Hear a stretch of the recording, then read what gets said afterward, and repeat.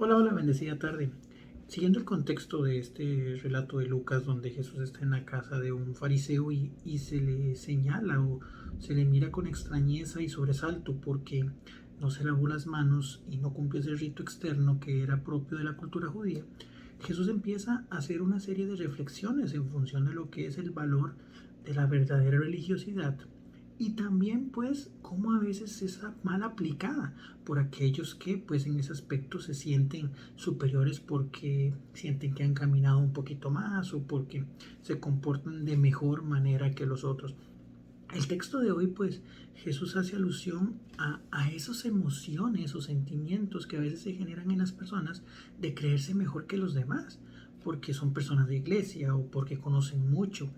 Y al final del camino, pues Jesús es muy duro y muy directo en esto, porque él habla de que se convierte en una religiosidad completamente externa. Ayer hablábamos pues de la necesidad del cuidado de mi vida interior en función de cómo cuido mi exterior, pero sobre todo también cómo debe mi vida de fe nacer de un encuentro con Cristo y que justamente ese amor que Cristo me ha entregado primero y del cual yo me apodero como mío, porque así lo es, me impulsa a vivir según los mandatos que el Señor me realiza. Entonces, pues ahí empieza Jesús a decir que a veces no se trata únicamente de hacer lo que la iglesia dice, en el entendido de ser un cumplimiento. No se trata de ir a misa porque me toca o porque tengo que hacerlo, o no se trata de, en ese aspecto de la palabra de Dios, porque si no lo hago, mi alma se va a perder. Todo lo contrario, o sea, si yo voy a la Eucaristía es para vivir ese encuentro con Cristo que se entrega por mí.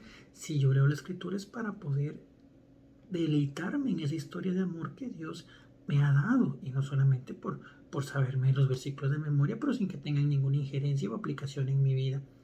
Entonces, a veces eso es lo importante, a veces nos creemos mejores que los demás y realmente eso es algo muy peligroso, porque cuando nos creemos mejores, cuando nos creemos más arriba, pensamos que ya nadie nos va a poder superar, entonces ni siquiera nosotros tenemos la necesidad de seguir en este proceso de conversión, cuando lo verdaderamente importante es darnos cuenta de que aquel que es primero en el reino es aquel que se sabe el último, porque entonces le tocará seguir trabajando constantemente en esa conversión y en esa santidad que Dios pide de nosotros. Y lo último, y lo leí en una reflexión de un tocayo, Isaac el Sirio, un monje de los primeros años de la era cristiana, que él decía que es lo más importante. Nosotros estamos llamados a anunciar lo que está malo. Estamos llamados a señalar el pecado, pero siempre amando el pecador, que es justamente lo que Jesús al último pues echa en cara a los fariseos cuando les dice que, y a los maestros de la ley cuando dice que llenan de cargas a las personas. ¿Qué quiere decir esto? O sea, que se han dedicado tanto a buscarle tanto defecto a las demás personas o que ellos idean la ley. De hecho, recordemos que nosotros bíblicamente encontramos lo que es el decálogo, o sea, los 10 mandamientos, pero fruto de la reflexión de los escribas y fariseos, esos 10 mandamientos se convirtieron en 613. 365 que eran prohibiciones y el resto que eran acciones propiamente positivas. Entonces, vean qué importante que después de toda esta reflexión, pues al final estos mandamientos se convierten como un checklist para decir quién era bueno y quién era malo, cuando la realidad es que al final Dios quiere que todos nos salvemos, pero obviamente para llegar a esa salvación tenemos que vencer nuestras condiciones de pecado, nuestras caídas recurrentes, nuestros momentos de debilidad.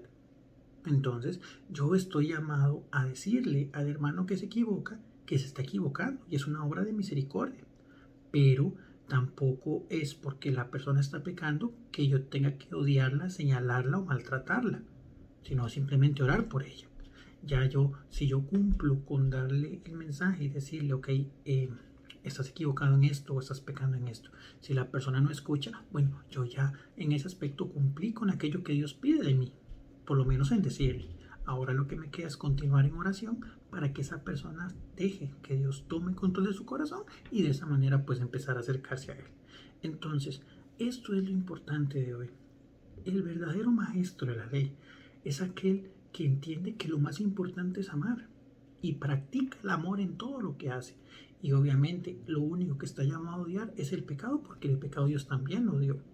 Pero no señalar al que yerra, sino simplemente pues orar por él, alejarse. Si hay que alejarse, en ocasiones tenemos que alejarnos de esas personas que no nos permiten acercarnos a Dios, pero siempre amando en el corazón.